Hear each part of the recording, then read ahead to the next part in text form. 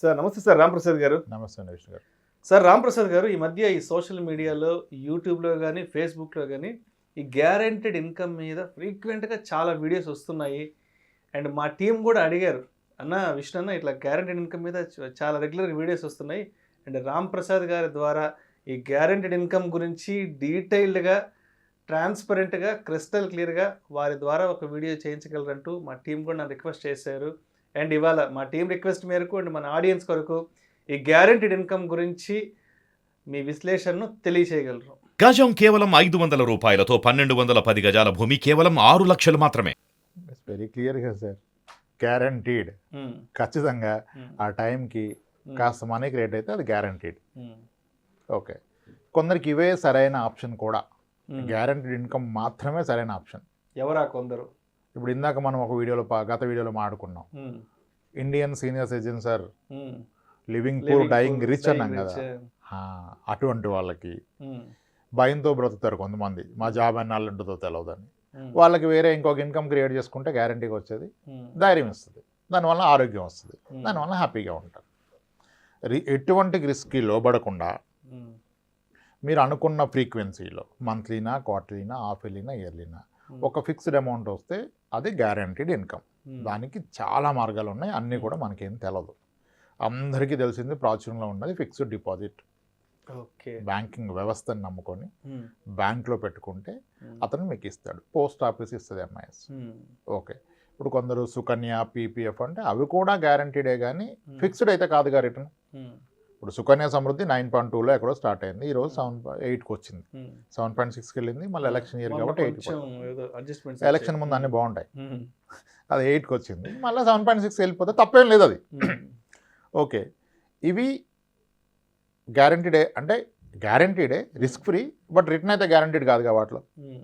Bank fixed డిపాజిట్లో guarantee ఉంటుంది, 10 years వరకు ఇస్తారు మ్యాక్సిమం, 6.5, 6.75, 7 ఇది గ్యారంటీ 10 yearsకి. కానీ దీంట్లో రిస్క్ ఏంటంటే మళ్ళీ రీఇన్వెస్ట్మెంట్ టైంలో ఈ రిటర్న్ ఉండదు కదా. 10 years వరకు అయితే 7 ఇచ్చాడు ఒక బ్యాంకు, 10 years తర్వాత ఏముంటుంది, ఏ 5, 4 అవుతుంది. సో 10 years వరకు గ్యారంటీ అంటే fixed deposit is one of the guarantee instrument. కానీ దీంట్లో రీఇన్వెస్ట్మెంట్ రిస్క్ ఉంటుంది. మీ మెచ్యూరిటీ అయిపోయాక మళ్ళీ మీకు ఈ వడ్డీ వర్కౌట్ అవ్వదు. ఓకే, కానీ బ్యాంక్స్ గ్యారంటీడ్, సేఫ్, సెక్యూర్డ్. మరి ఇంకా డిపాజిటరీ గ్యారంటీ 5 lakhs ఉంది కదా సార్, 5 lakhs పైన రాదంట కదా డిఫాల్ట్ అయితే. అంటే మన వ్యవస్థలు అయినాయి చాలా తక్కువ, బ్యాంకులు అయ్యే అవకాశాలు కూడా చాలా తక్కువ. నిజానికి ఇప్పుడు బ్యాంకింగ్ వ్యవస్థ చాలా రోబస్ట్గా ఉంది, ఇండియన్ హిస్టరీలోనే లోయెస్ట్ ఎన్పిఎస్ ఉంది. అందుకని అందరూ బ్యాంకింగ్ స్టాక్స్, బ్యాంకింగ్ ఫండ్స్ మారుతున్నారు. ఓకే, బ్యాంకింగ్ నమ్ముకోవచ్చు, పోస్ట్ ఆఫీస్ నమ్ముకోవచ్చు, గవర్నమెంట్ బాండ్స్ ఉంటాయి, power finance corporation, REC, NHA bonds అవి నమ్ముకోవచ్చు. గ్యారంటీ 10 years బాండ్స్ ఉంటాయి, 10 years వరకు వాళ్ళు చెప్పింది ఇస్తారు, 10 years తర్వాత మళ్ళీ ఇన్వెస్ట్ చేసుకోవాలి. ఇవి ఒక గ్యారంటీ. అయితే ఇప్పుడు మార్కెట్లో బాగా ప్రాచుర్యంలో ఉన్నవి ఇన్సూరెన్స్ నుంచి కూడా గ్యారంటీ ప్లాన్స్ వస్తున్నాయి.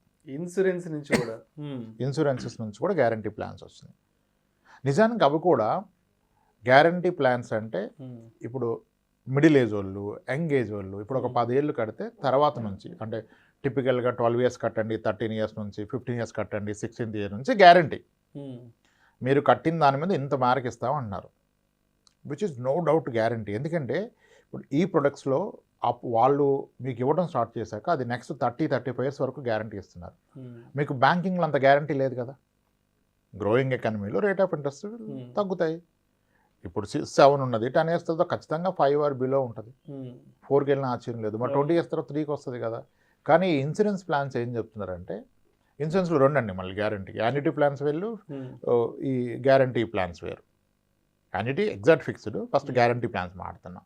ఈ గ్యారంటీ ప్లాన్స్లో ఏమన్నారంటే మీరు ఒక 13 ఏళ్ళు కట్టండి, 1 year ఆగండి, 14 ఏళ్ళ నుంచి మీరు కట్టిన దాని మీద 9% ఇస్తామన్నారు. ఇక్కడ ఒక మిస్లీడింగ్ ఫ్యాక్టర్ కూడా ఉంది. అది రాంగ్ ప్రోడక్ట్ అని చెప్పట్లేదు, ఏ ప్రోడక్ట్ కూడా రాంగ్ కాదండి, కొందరికి రైట్, కొందరికి రాంగ్. కానీ 9% దగ్గర ఒక ప్రాబ్లం ఉంది. వాళ్ళు ఏం చెప్తున్నారంటే క్యాలిక్యులేషను, మీరు చాలా వాటిలో టిపికల్గా 12 yearsలో 12 lakhs కట్టారు, ఇయర్లీ 1 lakh.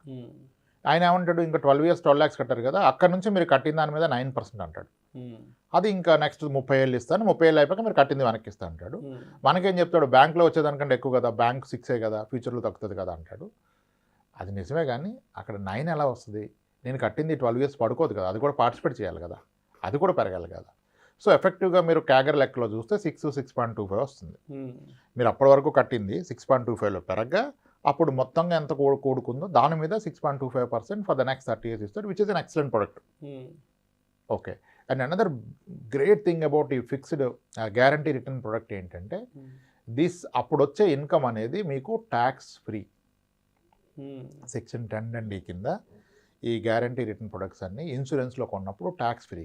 అదే మీరు బ్యాంక్ ఎఫ్డి పెడితే మీకు వచ్చేది మీ ఇన్కమ్లో యాడ్ అయిపోద్ది ఆ ఇయర్లో, దానికి ట్యాక్స్ పే చేయాలి. ఇక్కడ ట్యాక్స్ పే చేసిన అవసరం లేదు, సబ్జెక్టెడ్ టు మీరు కట్టే ప్రీమియం ఇయర్లీ 5 lakhsకి తక్కువగా ఉంటాయి. ఇప్పుడు కొంతమంది పొటెన్షియల్ ఎక్కువ ఉన్న వాళ్ళు ఇయర్లీ 12 lakhs 13 lakhs కడుతున్నారు, అప్పుడు అది ట్యాక్సిబుల్ అవుతుంది. Below 5 lakhs per year premium కడితే tax free, which is a good product but not for all. తీసుకోవచ్చు అంటే ఇప్పుడు మీరు సంపాదించే మొత్తం పెట్టట్లేదు కదా, కొంత మేరకు పెడితే మీరు కూడా ఒక గ్యారంటీ రిటర్న్స్ ఇచ్చే ప్రొడక్ట్లోకి ఎంటర్ అయినట్టు. ఇది ఒక ఇన్కమ్ లాగా జనరేట్ అవుతుంది కదా మీకు. మొత్తం ఫ్యాక్టరింగ్ ఇన్ఫ్లేషన్ అప్పుడు ఇది సరిపోద్ది, అంతా వేరే లెక్క. బేసిక్గా ఇది ఒక guarantee product which is good, ఈరోజు మార్కెట్లో అవైలబుల్ ఉన్నాయి. దీనికి ప్రైమర్లీ ఐసిఐసిఐ ఆఫర్ చేస్తున్నారు, బజాజ్ ఆఫర్ చేస్తున్నారు, టాటా, ఎస్బీఐ అందరూ ఆఫర్ చేస్తున్నారు. బజాజ్లో అయితే వెల్త్ అష్యూర్ అని, ఐసిఐసిఐలో గిఫ్ట్ ప్రో అని, హెచ్డిఎఫ్సి సన్షై ప్లస్ అని, మనకి ఫార్చ్యూన్ గ్యారంటీ ఏదో ఉంది టాటాలో ఫార్చ్యూన్ ప్లస్ గ్యారంటీ అని ఇలా ఉన్నాయి. అందరూ కూడా అరౌండ్ 6.25 to 6.5% వరకు మీకు రిటర్న్స్ వస్తాయి మీరు పెట్టిన దాని మీద అని చేస్తున్నారు. మన రిక్వైర్మెంట్ ఏదైతే మ్యాచ్ అయితే వెళ్ళొచ్చు. నిజానికి ఇవి ఈ రోజున్న సినారియోలో బ్యాంక్ ఎఫ్డీలో వచ్చే 7 కన్నా ఎక్కువ అని చెప్పొచ్చు. ఎందుకంటే బ్యాంక్ ఎఫ్డీలు ఈ రోజు పెడితే 7 స్టార్ట్ అవుతుంది నెక్స్ట్ 10 years. ఇక్కడ అలా కాదు, ఈ రోజు నుంచి మీరు నెక్స్ట్ 10-12 years కడుతున్నారు, కట్టాక మీకు 6.25 వస్తుంది. ఇప్పటి నుంచి అంత వర్కౌట్ అయింది, ఇంకా అక్కడ నుంచి అది వస్తుంది, నెక్స్ట్ 30-35 years వరకు వస్తుంది. లాస్ట్లో మీకు రిటర్న్ మీరు పెట్టినంతా వస్తుంది. వన్ గుడ్ ఆప్షన్ ఎవరికైతే ఇది అవసరమో. దీనికంటే అద్భుతమైన ఆప్షన్ అయితే నాకైతే యాన్యుటీ ప్లాన్. యాన్యుటీ అంటే మీరు ఒక్కసారి కడతారు, ఇక మీరు కావాలంటే ఇమీడియట్గా రిటర్న్స్ తీసుకోవచ్చు, లేదంటే డిఫర్డ్ యాన్యుటీ అంటాడు, కొన్ని రోజులు వెయిట్ చేసి తీసుకోవచ్చు. కానీ ఏదైతే ఈరోజు చెప్తారో ఇంకా అది బాండ్ జీవితకాలం వచ్చేస్తుంది. మీకు గ్యారంటీ ప్లాన్స్లోనేమో ఆ గ్యారంటీ స్టార్ట్ అయ్యాక 30 years 35 years ఉంది ప్లాన్ టు ప్లాన్ చేంజ్ అయ్యి. కానీ యాన్యుటీ ఏంటంటే జీవితకాలం. ఇప్పుడు 10 ఏళ్ల కుర్రోడికి కనుక మీరు యాన్యుటీ ప్లాన్ పెడితే ఆడికి 100 years వచ్చింది అక్కడ 90 years వీడు చెప్పిన 6.5 5.6 వచ్చేస్తుంది. సూపర్ కదా అది. అలా అని అందరూ తీసుకోవాలా? నో. కానీ instead of going for an FD, annuity plan is far better. అయితే ఇది కూడా మళ్ళీ పర్సనల్గా చూసినప్పుడు మీకు యాన్యుటీలో చాలా ఆప్షన్స్ ఉంటాయి. మనం అంత ఎక్స్పర్ట్ కాదు, కానీ ఎక్స్పర్ట్ హెల్ప్ తీసుకుంటే యాన్యుటీలో డిఫరెంట్ ఆప్షన్స్ ఉంటాయి. ఎలా ఉంటాయంటే యాన్యుటీ ఆప్షన్స్, 1 కోటి రూపాయలు పెట్టిన వ్యక్తికి immediate annuity or different annuity. Immediate annuity అంటే ఈరోజు పెడితే ఇంకా నెక్స్ట్ మంత్ నుంచి నీకు మంత్లీ ఇన్కమ్ కావాలా, ఇయర్లీ 5.6 6 చొప్పున ఇంకా నీకు మంత్లీ వచ్చేస్తాయి, ఇక నీ ఇష్టం. ఓకే, అది ఇమ్మీడియట్ యాన్యుటీ. ఇంకోటి డిఫర్డ్ యాన్యుటీ. డిఫర్డ్ యాన్యుటీ అంటే ఇప్పుడు నేను ఇంకొక 5 ఏళ్ళు పనిచేస్తానుగా, ఈ 5 ఏళ్ళు నాకు వద్దు, 5 years తర్వాత స్టార్ట్ చేయి. అప్పుడు ఏమైంది, మీకు వచ్చే రిటర్న్ పెరుగుతుంది. ఇమ్మీడియట్ అయితే 5.5 అని అనుకోండి, 5 years తర్వాత 7.8 or 8 అంటాడు. కానీ ఆ 8 ఏంటి, ఇంకా మీ జీవితకాలం. Deferred annuity. ఇంకా మరి యాన్యుటీ తీసుకున్న వ్యక్తికి ఏమన్నా అయితే ఏంటి, దానికి కూడా ఆప్షన్ ఉంటుంది. Annuity with life after spouse, అంటే ఈయన చనిపోతే ఈయన వైఫ్కి కూడా యాన్యుటీ వచ్చేదంగా, దాన్ని బట్టి డిసైడ్ చేస్తాడు. ఇంకోటి యాన్యుటీ విత్ లైఫ్, ఇతని లైఫ్ అయిపోయాక రిటర్న్ ఆఫ్ పర్చేజ్ ప్రైస్, అంటే మీరు పెట్టిన 1 కోటి రూపాయలు వెనక్కి రావాలి, అప్పటిదాకా వడ్డీ రావాలి, అదొక ఆప్షన్. లేదా joint life with return of premium purchase price, అంటే భార్యాభర్త చనిపోయాక మళ్ళీ పెట్టిన అమౌంట్ నామినీకి రావాలి, వితౌట్ రిటర్న్ ఆఫ్ ప్రీమియం. అంటే ఇంకా నాకు వద్దు పర్చేజ్, సరే రిటర్న్ ఆఫ్ పర్చేజ్ ప్రైస్ అంటారు, ఇంక నాకేం వద్దు, ఉన్నంతకాలం నాకు ఇవ్వు, నేను పోయాక ఎవరికి ఇవ్వద్దని అనుకోండి, వాడు ఇంట్రెస్ట్ పెంచేస్తాడు. అది కూడా మన వయసుని బట్టి. 60 ఏళ్ళలో ఉన్నాయనికి ఏమో 6 ఇస్తే, 70 years ఉన్నాయనికి 12 or 14 ఇస్తారు. ఇంకా ఏజ్ ఎక్కువ 20% ఇస్తాడు. ఆడికి తెలుసు కదా ఈ బతకడని, ఎంత ఇచ్చినా 15 ఏళ్ళే కదా ఇచ్చేది, ఆల్రెడీ 70 కొన్నాడు అని ఎక్కువ ఇస్తాడు. That's a perfect option. ఇప్పుడు ఎందుకంటే ఇందాకన్నట్టే మళ్ళీ ఒక ఆస్తి ఉంటే అందరూ ఒక నమ్మకం, ఇది పోయాక మనకే అని. ఇది రాదుగా పోతే, అది పర్ఫెక్ట్. ఎప్పుడైతే మీకు మీ పిల్లల మీద నమ్మకం లేదో, without return of purchase price తీసేసుకోండి. మీరు బ్రతికినంతకాలం పెన్షన్, పోతే ఎవరికి ₹10. అద్భుతమైన ప్లాన్. అది ఒక్క యాన్యుటీలోనే పాసిబుల్. ఇప్పుడు బ్యాంక్ ఎఫ్డి పెట్టినా మీరు పోయాక డబ్బులు వస్తాయి. కాబట్టి మీ నామినీ మంచోడైతే ఓకే, చెడ్డోడైతే త్వరగా పోతే వస్తానుకోవచ్చు కదా. సో అన్నిటి ఒక అద్భుతమైన రాంబాణం అది. కొన్ని స్పెసిఫిక్ కేసులో వాడుకోవచ్చు. ఇప్పుడు చాలా చూస్తున్నాం, ఎంగేజ్లో డైవర్స్ అయిపోద్ది, ఏదో బెనిఫిట్స్ అటు ట్రాన్స్ఫర్ అవుతాయి, అవి పిల్లలకే ఉండాలి. మళ్ళీ ఆమె డైవర్స్ అయినా యంగ్ కదా, ఎలా నమ్ముతాం ఆమె ఇన్ని ఇయర్స్ పిల్లలకి ఇస్తే కదా అంటే యాన్యుటీ పెట్టేయటం. ఇంకా పెట్టింది వెనక్కి రాదు కదా, ఓన్లీ దాని మీద వచ్చి వడ్డీ వాళ్ళు చెప్పిన గ్యారంటీ రిటర్న్ వస్తుంది. ఇలా ప్రతి అవసరానికి సొల్యూషన్ ఉంటుందండి ఫైనాన్షియల్ ప్రొడక్ట్స్లో. దట్స్ వై నేను ఎప్పుడు చెప్పేది, ఫైనాన్షియల్ ప్రొడక్ట్స్లో ఇది గుడ్ ఇది బ్యాడ్ ఏమీ ఉండదు, అన్నీ గుడ్డే. మన అవసరాన్ని బట్టి ఏది అయితే చూస్ చేసుకో. జబ్బుని బట్టి మందు, మీ అవసరాన్ని బట్టి ఇన్వెస్ట్మెంట్ ఆప్షన్. మెడికల్ షాప్లో అన్నీ మంచి మందులే, ఫ్రీగా వస్తున్నా ఎవడు చూడలేదా 4 వేసుకుంటే కాదు కదా. జబ్బుని తెలుసుకొని మందు వేసుకోవాలి. సేమ్ అవసరాన్ని బట్టి ఇన్వెస్ట్మెంటు.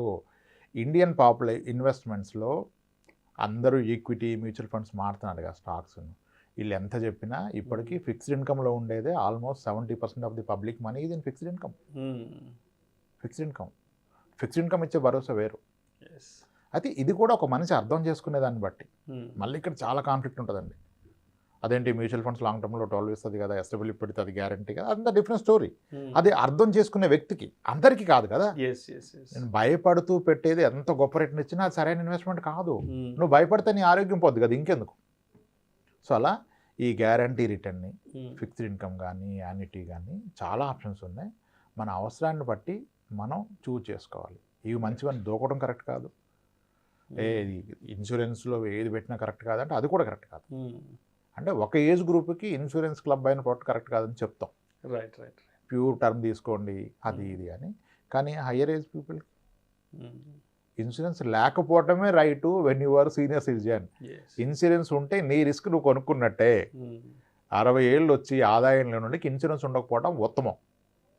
కానీ చాలా బ్యాడ్ థాట్స్ ఉంటాయి కస్టమర్లు.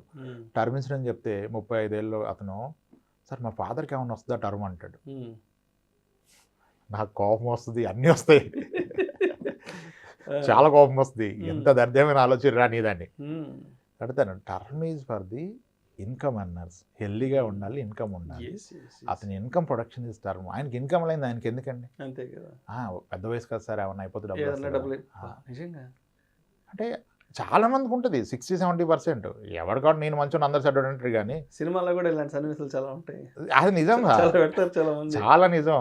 అంటే మా మదర్కి టర్మ్ ఇన్సూరెన్స్ కోసం ఏదన్నా మదర్కి టర్మ్, ఫాదర్కి టర్మ్ అంటూ ఉంటారు. ఎందుకు టర్మ్ ఇన్సూరెన్స్? వాడికి త్వరగా ఇదైపోతే డబ్బులు వస్తాయి కదా, 2 కోట్లు వస్తాయి కదా.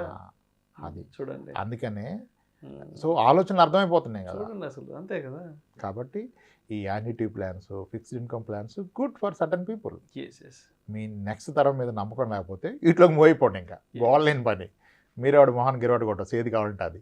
కానీ మీరు అక్కడ ఆస్తి రూపంలో పెట్టుకుంటే అది వేరు. అలా fixed income is a great product అండి, బట్ నాట్ ఫర్ ఆల్. మన అవసరాలను గుర్తించి ఈ అవసరానికి ఇది రైట్ అంటే దానికి వెళ్ళండి. ఎస్ సార్, అలా తీసుకోవచ్చు. Thank you so much Ramprasad garu. Right sir. Guaranteed ఇన్కమ్కి సంబంధించినటువంటి డీటెయిల్స్ను చాలా క్రిస్టల్ క్లియర్గా కామన్ పీపుల్కి అందరికీ అర్థమయ్యే విధంగా మీ విశ్లేషణ తెలియజేశారు. అండ్ ఈ గ్యారెంటెడ్ ఇన్కమ్ ప్రోడక్ట్స్ అనేవి ఎవరికి సూటబుల్ అవుతాయి, ఏంటి, ఎవరెవరికి ఎంత మేర అవసరం ఉంటే వాళ్ళ రిక్వైర్మెంట్ ఏంటి అనే దాన్ని బట్టి కూడా మీ విశ్లేషణ తెలియజేశారు. Thank you so much sir. Right అండి.